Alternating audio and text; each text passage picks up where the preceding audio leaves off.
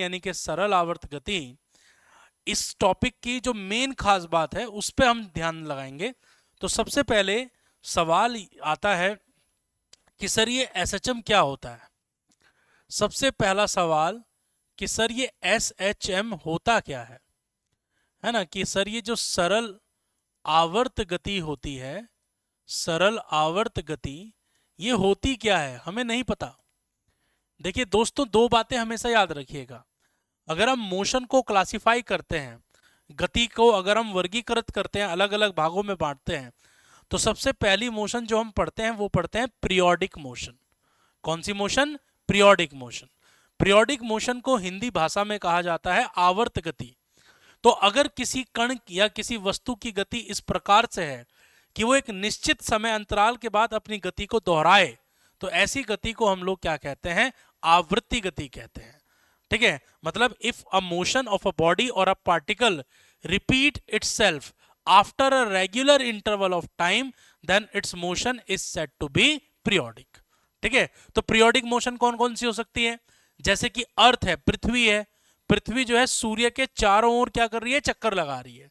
और आपको पता है कि वो अपनी एक्सिस पे भी घूम रही है और अपनी ऑर्बिट में भी घूम रही है। तो एक मतलब 365 दिन के बाद वो अपना एक चक्कर क्या करती है? कंप्लीट कर लेती है।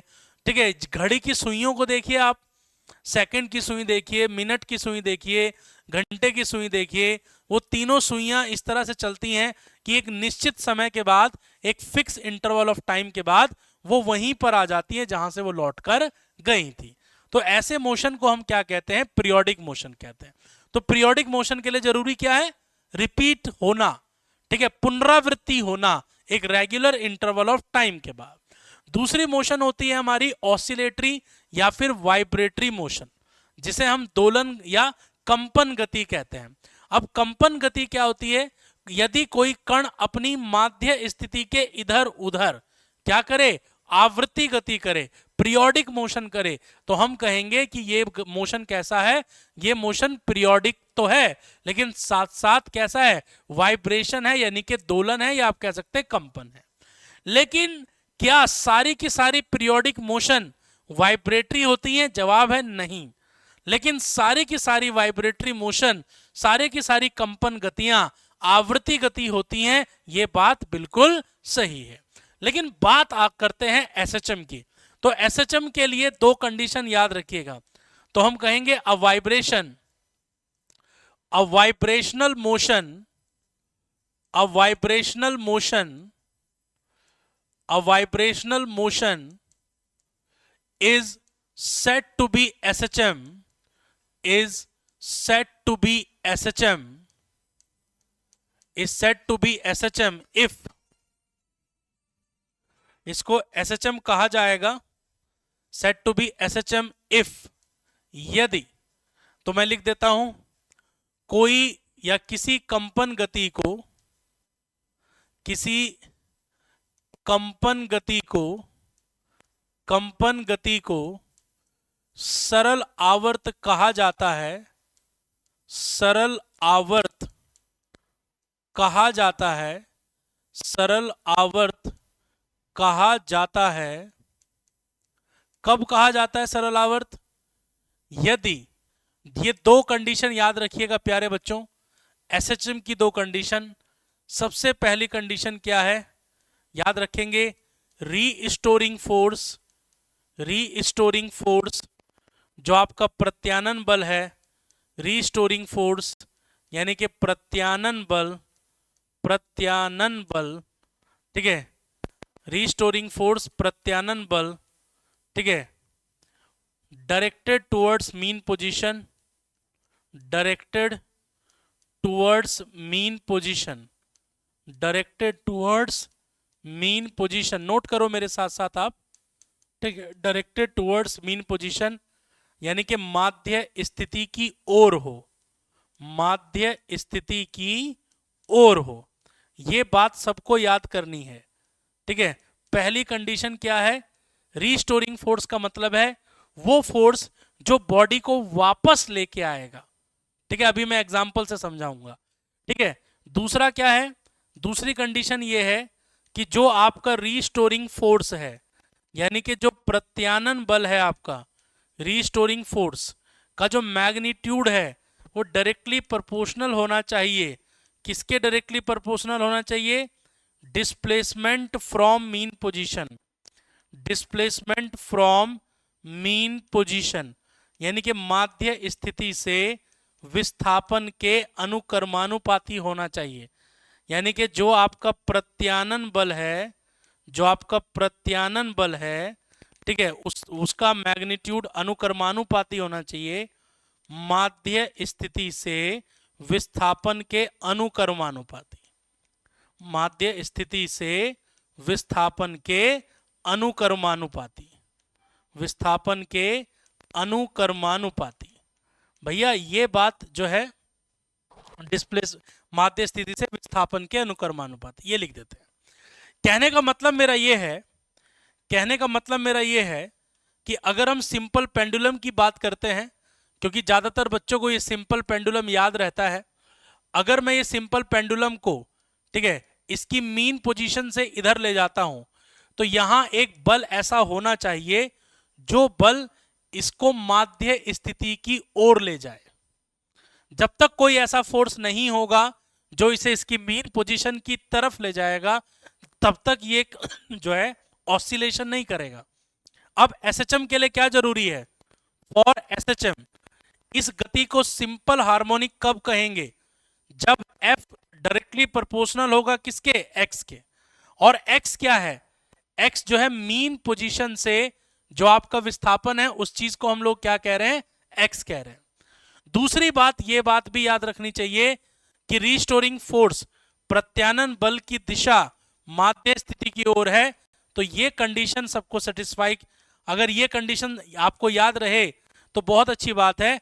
F is equal to minus K X अगर है, ठीक है, यानी कि रीस्टोरिंग फोर्स अगर F is equal to minus K X है, तो तभी कोई भी जो कंपन होगा तो उसी को आप एसएचएम कह पाओगे। अगर ये F is equal to minus K X satisfy नहीं कर रहा है तो वो बॉडी, वो मोशन कैसा है? एसएचएम नहीं होगा। तो एसएचएम के लिए दो स्थितियां आपको याद करनी पड़ेगी। पहली स्थिति क्या है कि जो आपका प्रत्यानन बल है वो माध्य स्थिति की ओर हो, रीस्टोरिंग फोर्स की डायरेक्शन मीन पोजीशन की तरफ होनी चाहिए। और दूसरी कंडीशन ये है कि जो आपका प्रत्यानन बल है वो जो मीन पोजीशन से यानी कि माध्य स्थिति से जो विस्थापन है उसके अनुक्रमानुपाती हो। Magnitude of restoring force should be directly proportional to the displacement from the mean position. अब इसी बात को लेकर आगे बढ़ते हैं, इसी बात को लेकर आगे बढ़ते हैं। अभी अभी हमने सीखा, थोड़ी देर पहले हमने सीखा कि F is equal to minus K X है। अब ये K कांस्टेंट है कोई, so F is equal to क्या होता है? ma is equal to minus का के एक्स, तो A इज इक्वल टू कितना होगा? माइनस का K upon m into x. तो एक्सेलरेशन को क्या लिख सकते हैं हम लोग? d2x by D T square लिख सकते हैं, भाई डिस्प्लेसमेंट का डबल डेरिवेटिव, ठीक है, इज इक्वल टू माइनस का K upon m into x. तो यानी कि हम लिख सकते हैं d2x by D T square, ठीक है, plus K upon m into X is equal to 0। यहां K अपॉन m को हम क्या कहेंगे? ओमेगा स्क्वायर कहेंगे। पहला फॉर्मूला बन गया आपके लिए। तो यानी कि इक्वेशन क्या बनी? d2x by D T square plus omega square X is equal to 0।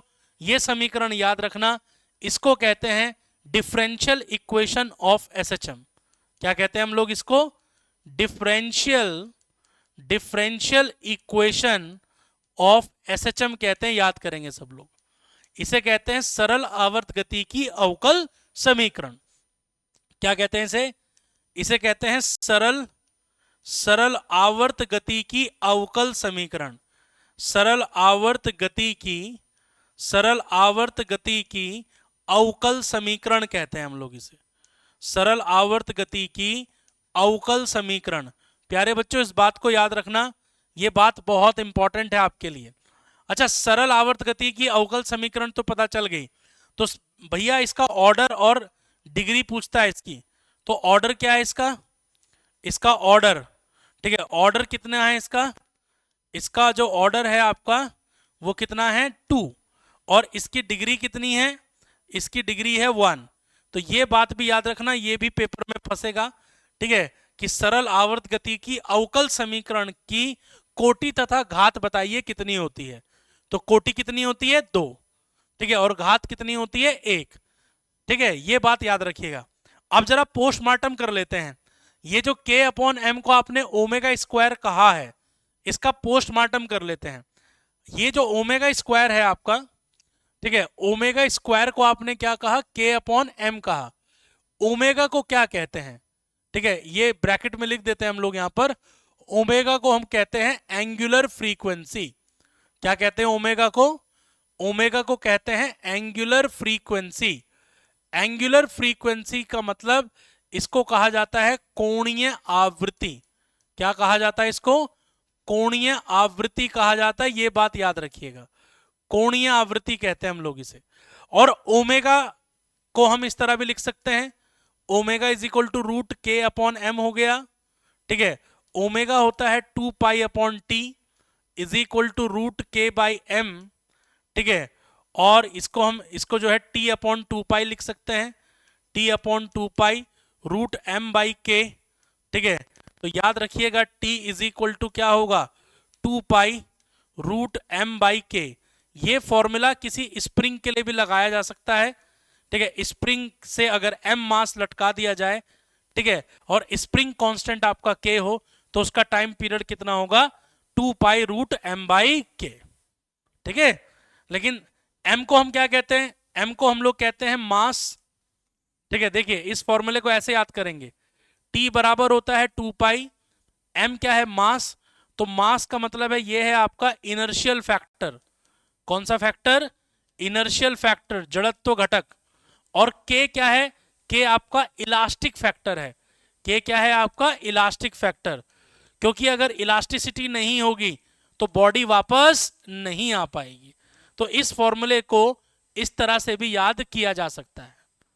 ठीक है, तो ये था time period of simple pendulum के बारे में। नहीं, ये अगर ये फॉर्मूला टाइम पीरियड के लिए यूज हो जाएगा अगर किसी स्प्रिंग को आप स्प्रिंग से एम मास लटका दे। तो चलिए अब बात को थोड़ा सा आगे बढ़ाते हैं, बात करते हैं general equation of SHM. SHM की जो है जर्नल इक्वेशन, देखो जरा ध्यान से, ये बात बड़ी इंपॉर्टेंट है। ठीक है, जर्नल इक्वेशन, इसको याद रखिएगा सब लोग, जर्नल इक्वेशन। देखो इस क्लास में मैं आपको वही चीज रिवाइज करा रहा हूं जो पेपर में आने की संभावना रखती है। ठीक है, वैसे तो पढ़ाने को बहुत कुछ है, लेकिन हम उन चीजों पे ध्यान दे रहे हैं जो कि पेपर में आने की पूरी संभावना रखती है। जर्नल इक्वेशन ऑफ एसएचएम, ठीक है, हम कहते हैं इसको सरल आवर्त गति की समीकरण। सरल आवर्त गति की समीकरण, सरल आवर्त गति की समीकरण। तो क्या जर्नल इक्वेशन है, सामान्य क्या समीकरण है, यह बात हमेशा याद रखेंगे। देखो प्यारे बच्चों, दो बातें आपको याद करनी है भाई। हम यूज करते हैं क्या, हम लिखते हैं y is equal to A sine omega T plus five. ये इक्वेशन जो है जर्नल इक्वेशन है। लेकिन ये इक्वेशन कब यूज की जाती है, ये इक्वेशन यूज की जाती है if at t is equal to 0 y is equal to 0। मतलब अगर पार्टिकल अपने मीन पोजीशन से स्टार्ट कर रहा है अगर, ठीक, लेकिन अगर पार्टिकल अपने एक्सट्रीम पोजीशन से स्टार्ट कर रहा है तो यहां लिख देते हैं, इसको इलैबोरेट कर देते हैं, t बराबर 0 पर, t बराबर 0 पर कण माध्य स्थिति पर हो। t बराबर 0 पर कण कहां हो, माध्य स्थिति पर हो, यानी कि मीन पोजीशन से स्टार्ट कर रहा हो, मीन पोजीशन से स्टार्ट कर रहा हो। ठीक है, यानी कि हम लिख सकते हैं हिंदी में या अंग्रेजी में लिख सकते हैं at t is equal to 0 particle at mean position, particle at mean position. अगर कण जो है अपनी माध्य स्थिति पर है, मीन पोजीशन पर है, कहां पर, t बराबर 0 यानी कि शुरुआत में, तो आप इक्वेशन यूज करेंगे y is equal to A sine omega T plus five. ठीक, लेकिन अगर कण t बराबर 0 पर कहां पर है, एक्सट्रीम पोजीशन पर है, तो y is equal to A cos omega T plus five use करेंगे। ठीक है, ये कब यूज करना है, हम कहेंगे if at t is equal to 0, t is equal to 0, y is equal to plus minus a। Hindi में लिख सकते हैं इस बात को हम लोग इलेबोरेट करके। ठीक है, t बराबर 0 पर कण चरम स्थिति पर हो, कण क्या हो, चरम स्थिति पर हो। t बराबर 0 पर कण कहां हो, चरम स्थिति पर हो।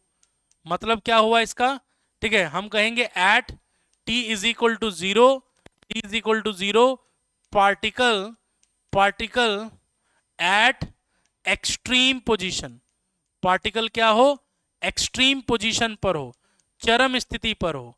ठीक है, तब हम कौन सी इक्वेशन यूज करेंगे, y is equal to A cos omega T plus five use करेंगे। ठीक है, तो ये बातें भूलना नहीं है, ये बातें बड़ी इंपॉर्टेंट है। इसको थोड़ा सा इलेबोरेट कर देते हैं। यहां जो ओमेगा हमने यूज किया है, ठीक है, ओमेगा क्या है इस समीकरण में, ओमेगा जो है 2 पाई एफ है, या फिर ओमेगा जो है 2 पाई अपॉन टी है। और फाई को हम लोग क्या कहते हैं, फाई को हम फेज एंगल कहते हैं, फाई को हम लोग क्या कहते हैं, फेज एंगल कहते हैं। इसको हम लोग कहते हैं कलांतर, प्रारंभिक कला। क्या कहते हैं इसको हम लोग, प्रारंभिक कला कहते हैं, यानी कि इनिशियल फेज कहते हैं। क्या कहते हैं, इनिशियल फेज। याद करेंगे, ये बात बड़ी इंपॉर्टेंट है। अब इसी फॉर्मूले का इस्तेमाल करके हम किसी एसएचएम की एनर्जी निकाल सकते हैं, हम उसकी वेलोसिटी निकाल सकते हैं, हम उसका एक्सेलरेशन निकाल सकते हैं। तो चलिए इसी फॉर्मूले का यूज करूंगा, और मैं सबसे पहले आपको एक चीज से यहां पर जानकारी दूंगा, और वो जानकारी क्या है, वो जानकारी है वेलोसिटी ऑफ एसएचएम की। Velocity of SHM, velocity of SHM को हम क्या कहेंगे हिंदी में, हम इसको कहेंगे सरल आवर्त गति का वेग, सरल आवर्त गति का वेग, सरल आवर्त गति का वेग। वेलोसिटी हम लोग निकालेंगे, एसएचएम की वेलोसिटी निकालेंगे। अब जरा बच्चा ध्यान से देखना, आपके पास इक्वेशन क्या आई थी, एसएचएम की इक्वेशन क्या थी, एसएचएम की इक्वेशन थी y is equal to A sine omega T. ठीक है, हम यहां पर फाई को 0 ले रहे हैं। ठीक है, हमने यहां मान लिया कि फाई की वैल्यू क्या है, 0 है। ठीक, अगर मैं इसको डिफरेंशिएट करता हूं, अगर मैं इसका अवकलन करता हूं, तो जरा देखिएगा, अगर मैं dy बाई dt करता हूं, क्योंकि डिस्प्लेसमेंट का डिफरेंशिएशन क्या होता है, वेलोसिटी। ठीक है, यानी कि विस्थापन का अवकलन क्या होगा, वेग होगा। तो dy बाई dt, तो a तो एज इट इज रहेगा, साइन का डिफरेंशिएशन क्या हो जाएगा, cos ओमेगा टी, और ओमेगा टी का क्या हो जाएगा, ओमेगा। तो dy बाई dt क्या बन जाएगा, v, ये बन गया a omega cos omega T. अब जरा बच्चा ध्यान से देखिए, v is equal to A omega, cos को आप क्या लिख सकते हैं, 1 माइनस साइन स्क्वायर लिख सकते हैं, 1 minus sine square omega T. अब एक काम कीजिए, इस a को अंदर ले जाइए, सो ओमेगा जब a रूट के अंदर जाएगा तो ये हो जाएगा a स्क्वायर माइनस का a square sine square omega T. अब जरा ध्यान से देखिए, a square sine square omega T क्या बन जाएगा, y स्क्वायर। सो v बराबर क्या होगा, v बराबर omega under the root a square minus y का स्क्वायर। ये बात आपको याद रखनी है, ये बात बड़ी ही इंपॉर्टेंट है। ये है वेलोसिटी ऑफ एसएचएम। अब यहां पर कुछ कंडीशंस डाल देते हैं, कुछ कंडीशन डिस्कस करते हैं। पहली कंडीशन क्या डिस्कस करते हैं, at mean position, at mean position.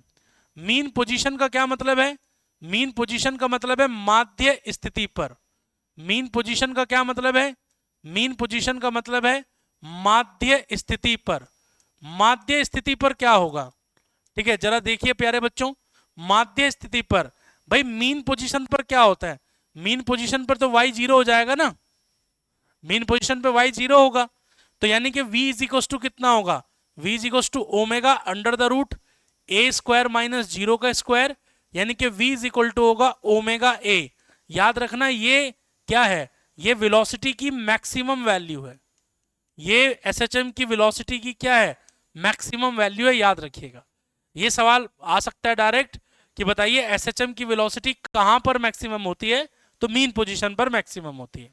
लेकिन अगर हम एक्सट्रीम पोजीशन पर चले जाएं, ठीक है, याद रखेंगे eight extreme position, eight extreme position, अगर हम एक्सट्रीम पोजीशन की बात करें, एक्सट्रीम पोजीशन का मतलब है चरम स्थिति पर, एक्सट्रीम पोजीशन का मतलब है चरम स्थिति पर।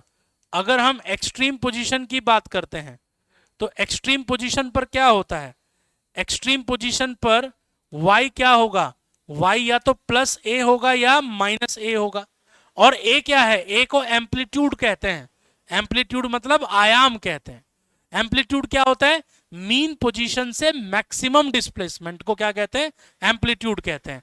यानी कि माध्य स्थिति से जो अधिकतम विस्थापन है उसे क्या कहते हैं, आयाम।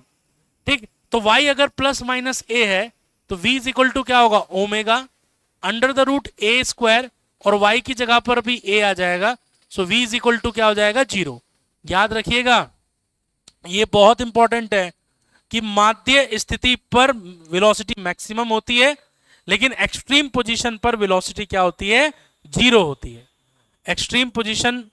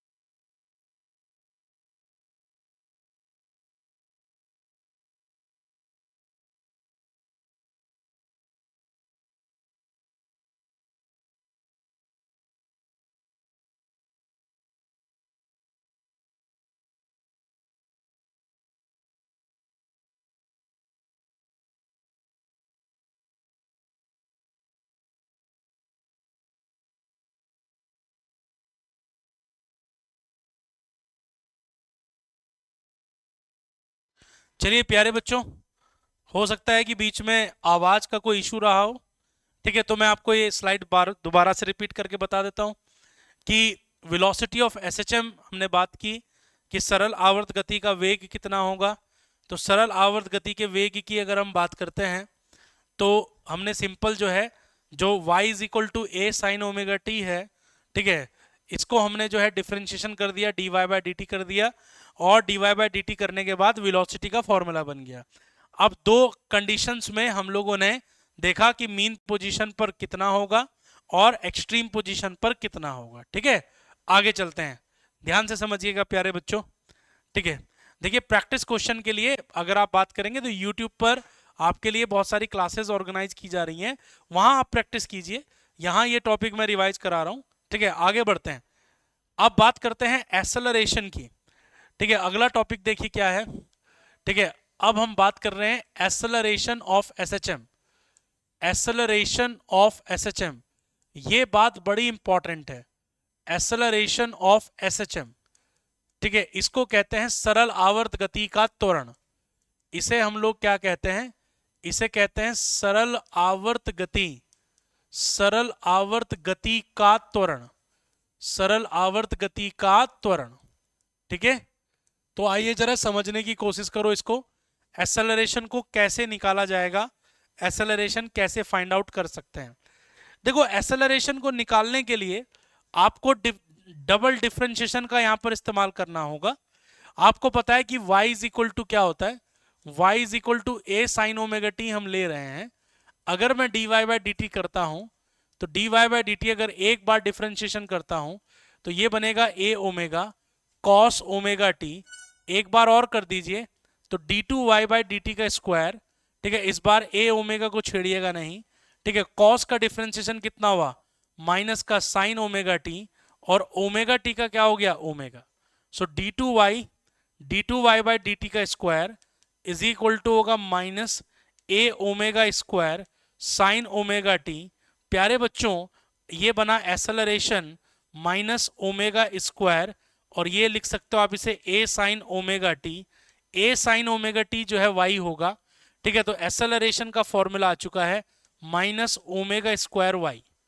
ठीक है, क्या फॉर्मूला आ चुका है, माइनस ओमेगा स्क्वायर वाई। अब देखते हैं, दो कंडीशन यहां पर लगा देते हैं फटाक से।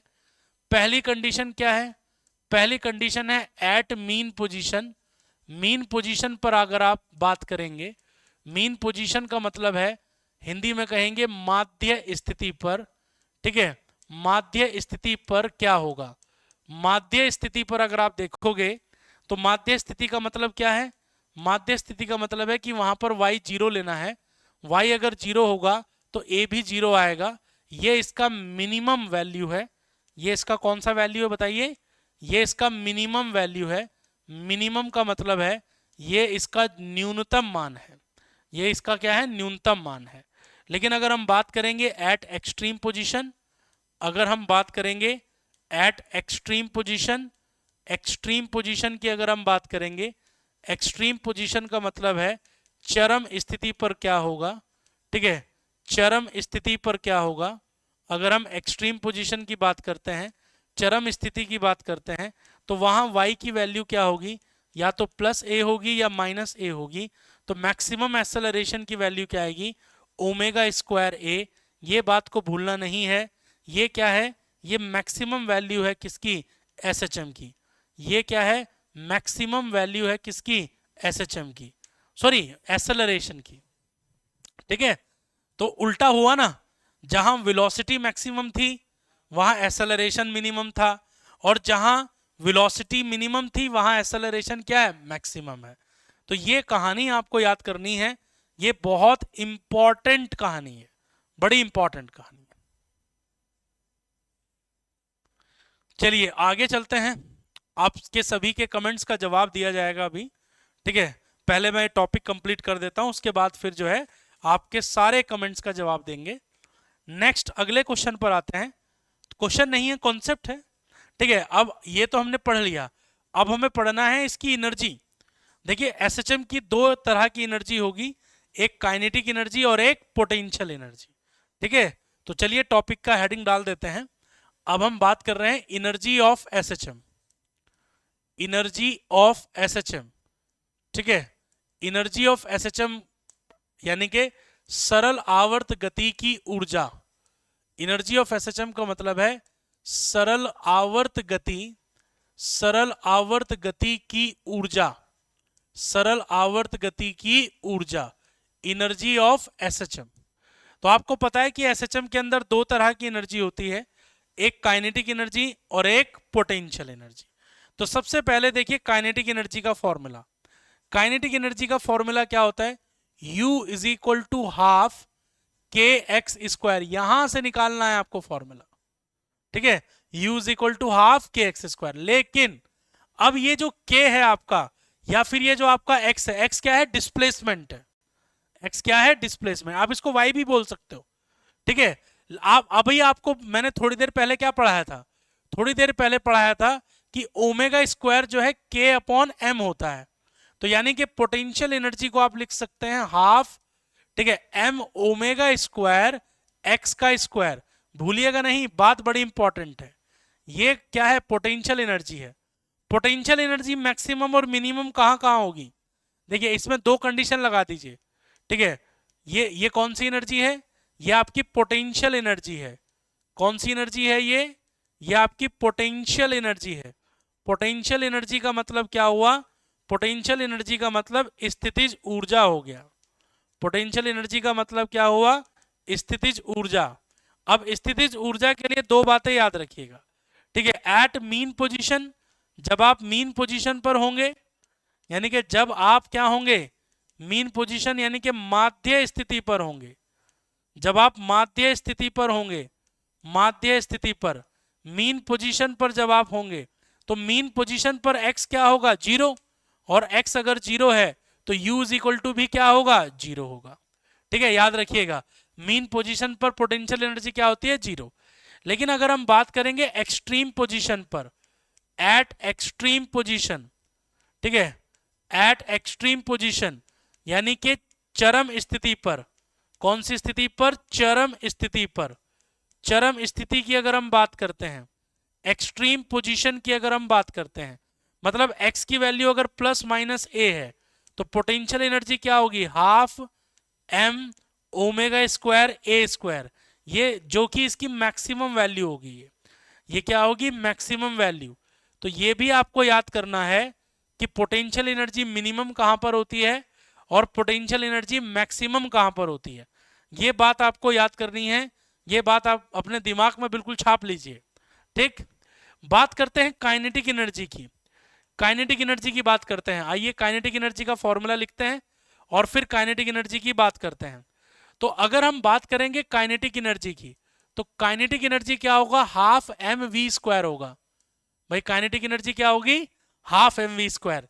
लेकिन एसएचएम के लिए वी कितना था, एसएचएम के लिए वी होता है अंडर द रूट, बोलिएगा अंडर द रूट, बोलो a omega under the root a square minus x का स्क्वायर। आप उस एक्स को वाई भी बोल सकते हो, चिंता नहीं करना।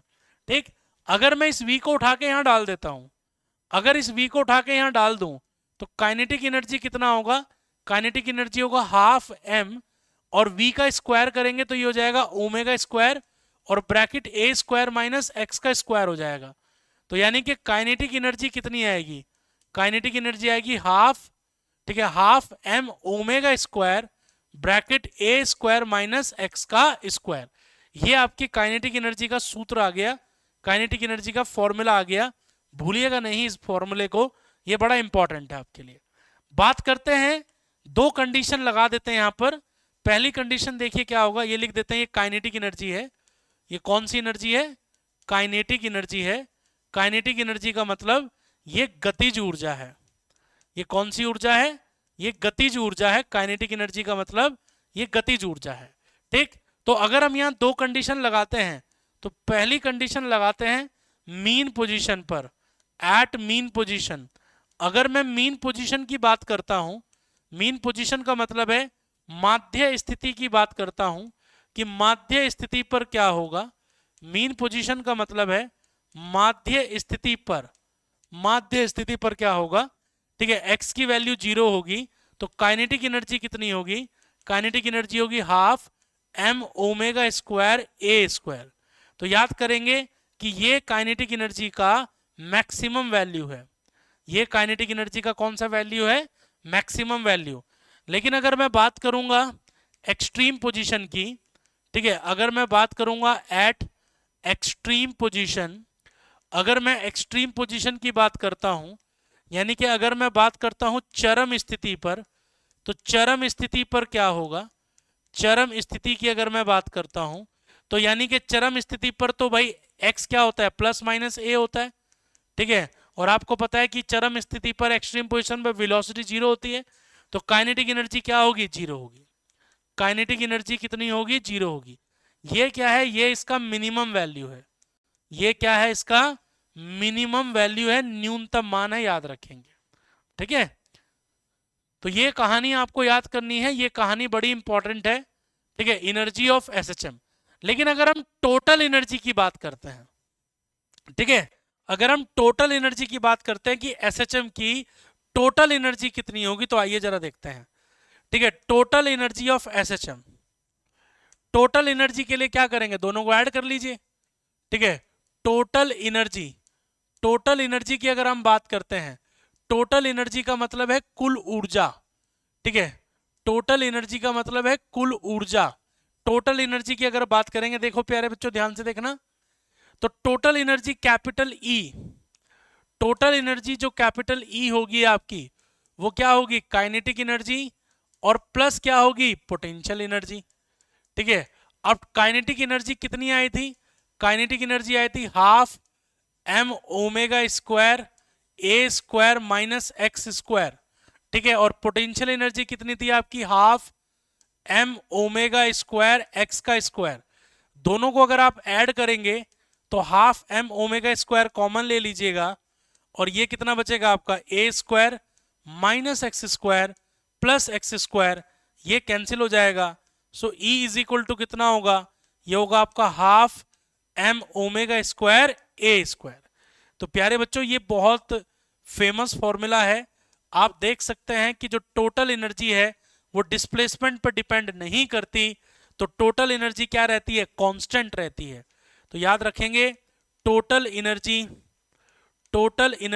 Of SHM, total energy of SHM, ठीक है, will remain constant, will remains constant, ठीक है, total energy of SHM will remains constant, ठीक है। यानी कि याद रखेंगे एसएचएम की कुल ऊर्जा, एसएचएम की कुल ऊर्जा, एसएचएम की कुल ऊर्जा नियत रहती है, कुल ऊर्जा नियत रहती है, ये बात आप याद कीजिएगा, ठीक है। टोटल एनर्जी जो है एसएचएम की क्या रहती है, कांस्टेंट रहती है, डिस्प्लेसमेंट पे डिपेंड नहीं करती। अगर ग्राफ बनाकर देखा जाए तो ग्राफ बनाकर देखते हैं जरा, एनर्जी का ग्राफ बना के देखते हैं।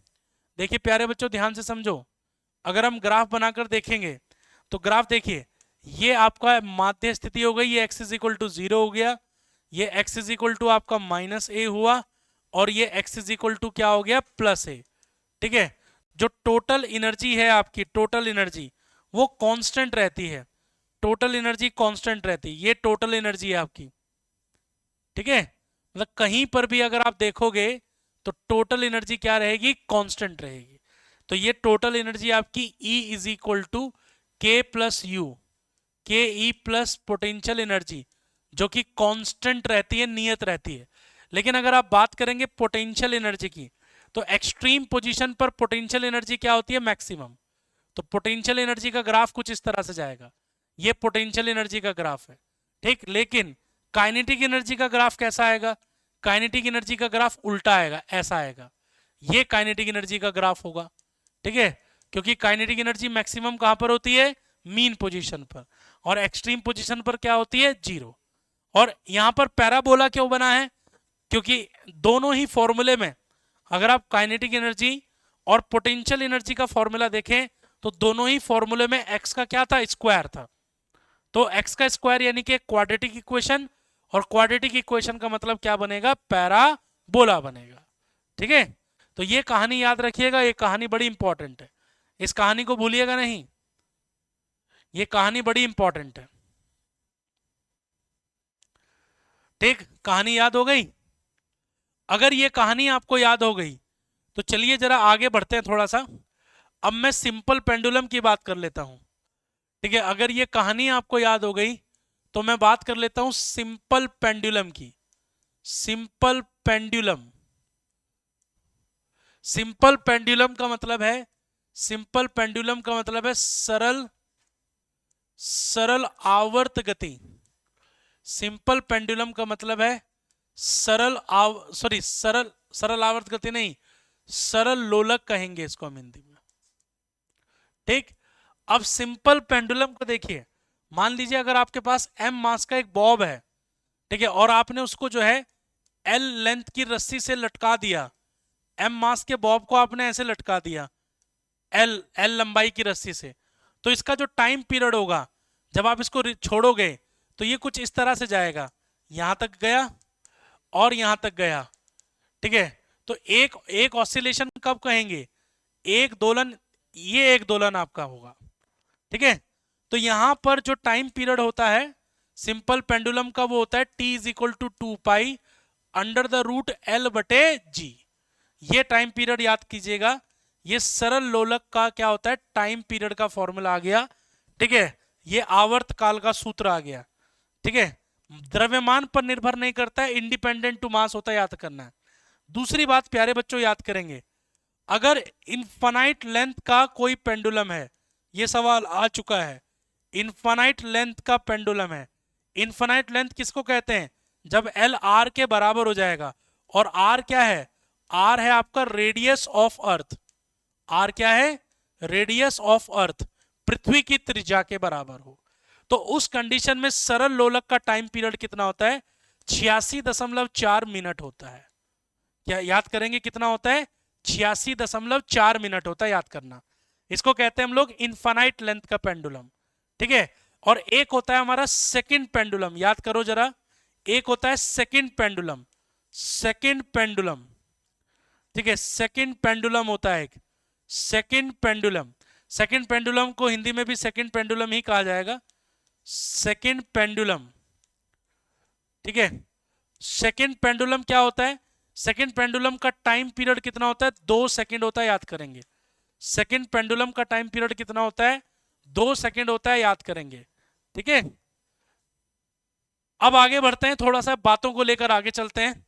पेंडुलम को अगर लिफ्ट में रखा हो, ठीक है, तो जरा ध्यान से समझिएगा। Simple pendulum in a lift, simple pendulum in a lift, simple pendulum, simple pendulum in a lift, ठीक है, simple pendulum in a lift, lift के अंदर, ठीक है, लिफ्ट के अंदर सरल लोलक, लिफ्ट के अंदर सरल लोलक, लिफ्ट के अंदर सरल लोलक। तो इसके कुछ फॉर्मूले हैं, ये जरा याद करेंगे मेरे साथ। पहला फॉर्मूला देखिए क्या है, ठीक है, पहला कंडीशन क्या है कि जो टाइम पीरियड होगा, time period t is equal to कितना होगा? 2π√L/g ही होगा। कब? कब होगा? when lift is at rest, when lift is at rest, या फिर moving with constant speed, moving with constant speed, ठीक है, याद कीजिएगा इस बात को, कांस्टेंट वेलोसिटी लिख दीजिए, मूविंग विद कांस्टेंट वेलोसिटी। तो टाइम पीरियड पर कोई असर नहीं पड़ेगा, ठीक है। जब लिफ्ट विराम हो, जब लिफ्ट विराम हो, जब लिफ्ट विराम हो, अथवा एक समान वेग से गतिमान हो, एक समान वेग से गतिमान हो, ये फॉर्मूला याद करेंगे, ठीक है। लेकिन अगर लिफ्ट ऊपर जा रही हो, ठीक है, अगर लिफ्ट ऊपर की तरफ जा रही हो, ठीक है, तो सेकंड कंडीशन याद करेंगे। सेकंड कंडीशन क्या है? अगर लिफ्ट ऊपर की तरफ जा रही है तो t बराबर होगा 2π√L/g+a। क्या होगा? g+a। ये कब होगा? when lift is accelerating upward, lift is accelerating upwards, ठीक है। यानी कि हम कहेंगे जब लिफ्ट ऊपर की ओर त्वरित हो, जब लिफ्ट ऊपर की ओर त्वरित हो, मतलब उसका एक्सेलरेशन क्या हो? ऊपर की तरफ हो, ठीक। तीसरा केस याद करेंगे मेरे साथ, थर्ड कंडीशन याद करेंगे कि t is equal to 2π√L/g-a होगा। कब? when lift is accelerating downward, lift is accelerating downward, ठीक है, accelerating downwards, ठीक है। यानी कि जब लिफ्ट नीचे की ओर, लिफ्ट नीचे की ओर त्वरित हो, नीचे की ओर त्वरित हो, ठीक है। दूसरी बात याद करेंगे कि अगर फ्री फॉल हो रहा है तो t is equal to infinity होगा। t is equal to infinity कब होगा? जब a बराबर g होगा, यानी कि फ्री फॉल का केस होगा, फ्री फॉल, ठीक है। यानी कि लिफ्ट जो है मुक्त रूप से गिर रही हो, ठीक है, लिफ्ट मुक्त रूप से गिर रही हो, अंडर द ग्रेविटी, मुक्त रूप से गिर रही हो, ठीक है, मुक्त रूप से गिर रही हो, ये कंडीशन याद कीजिएगा, ठीक है। तो ये कंडीशन बड़ी ही इंपॉर्टेंट है, ठीक है, ये कंडीशन बड़ी ही इंपॉर्टेंट है। तो आज की कक्षा में हम लोगों ने जो है एसएचएम के बारे में सीखा और बहुत सारी बातें सीखी, और ये बातें एग्जाम के लिए क्या हैं? बहुत इंपॉर्टेंट है और ख़ास है। तो इसको याद रखिएगा सभी लोग। अगले क्लास में जो है मिलेंगे किसी नए टॉपिक के साथ। अभी बने रहिएगा हमारे साथ।